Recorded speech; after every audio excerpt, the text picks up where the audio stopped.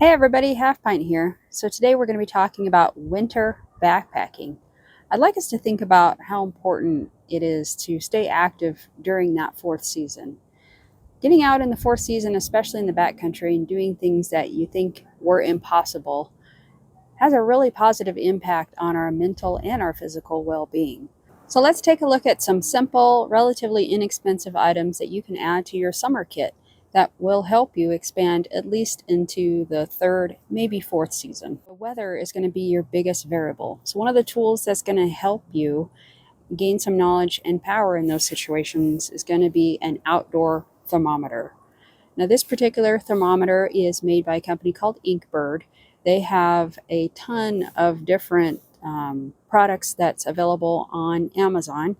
This one was about $30 at the time that I purchased it, and it just has two basic readings, and that's going to be the current temperature and the humidity. Now humidity can also be a factor in your level of comfort when you're in the outdoors. So knowing what your current temperature is while you're outside is a huge tool so that you can gauge the type of equipment you need to bring with you, or maybe even some of the things that you might be able to leave at home. The second item I'd like to talk about today are hand warmers. You've probably seen these before. These are the type that activate once the package is open. The brand that it has been my favorite out of all the ones that I've tried is Hot Hands. And one of my favorite ways to use Hot Hands is actually in our shoes, not necessarily as a hand warmer. I love using it in the summertime as well. Stick them in your shoes at night, cover them up. By the time you wake up in the morning, you can have a dry, warm pair of shoes to slip your feet into.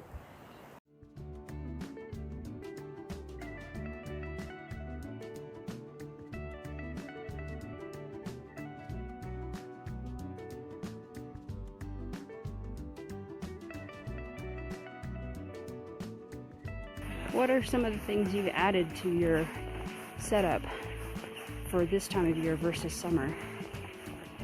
I make sure to have a really high R-rated sleeping pad, and then on top of my sleeping pad I put a cover that kind of looks like a bed sheet, so that's two forms of insulation from my body to the ground. And then that's just with my sleeping pad, and then I use my sleeping bag, which is a 4-season sleeping bag, and I also use a liner.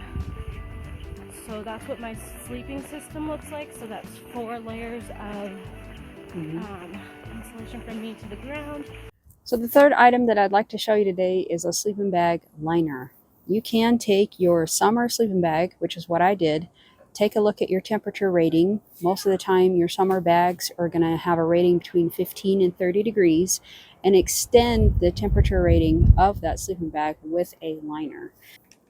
Most of them will have between a 10 and 20 degree addition onto that rating, and it is pretty accurate. This one that I have happens to be made by Sea to Summit. It is in a short length, and it's literally just like putting on a sock. You slip it on when you get inside of your sleeping bag, and it wraps around you. Another item that I'd like to show you today is a water bottle. You may have heard about this tool already, and I tried it for the first time on a recent trip, and I was actually surprised at how effective it was. It's well worth the time that it takes to get this ready. So all you need to do is boil up some hot water, add it to a sturdy bottle with a nice sealed lid. Make sure that that's sealed up good and tight. Stick it in your sleeping bag while you're taking care of other business, and let it preheat before you go to bed. It actually worked better than I thought it would, and it did really help keep me warm throughout the night.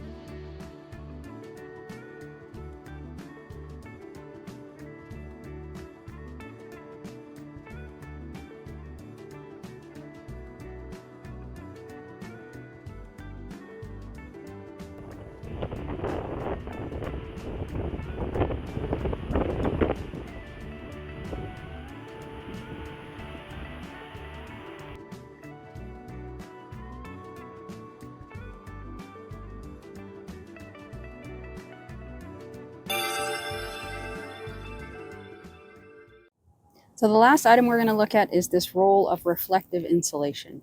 Boy, this was a lifesaver. These rolls of insulation can be found at most home improvement stores like Lowe's and Home Depot.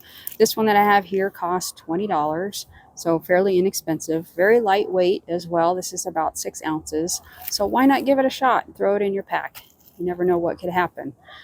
It's basically the same exact materials that's used in a lot of the expensive winter outdoor gear. It's just a reflective insulation that's going to reflect heat back to your body. So it's used. It's going to be best used underneath of you. And the little bit of bubble wrap that's on the inside is going to hold pockets of warm air once you get it warmed up to help insulate you against the ground. You can use it in a few different ways. You could fold it and tuck it underneath your current sleeping pad or a sleeping bag to give you an extra layer against the ground. You can fold it out and lay it all over the floor of your tent. Also give you an extra layer so you're not having to feel that cold ground. Keep in mind that you're probably going to be spending more time inside the tent than you would during other seasons because of the short days that we're dealing with, and also because you just simply want to get out of the wind. We did it! Yay!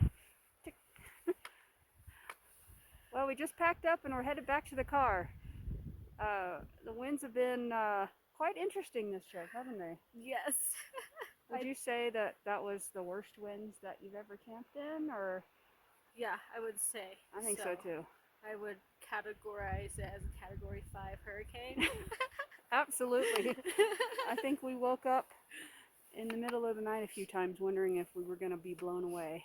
Mm-hmm. But we stayed relatively warm. We did. And thermometer showed 26 degrees when we went to bed. Yeah, I believe. I believe so. Yeah, so it was a good test of our equipment. It was. Here we go, we're going back. We survived! So to summarize our itinerary, we decided to hike along a highway because great scenery. So it wasn't too long of a trek from our vehicles, but that gave us more time to practice our winter setup, get a fire going, and Fire-Breathing Panda can always be relied upon for that. Yes. So we just stayed one night out here. That was enough.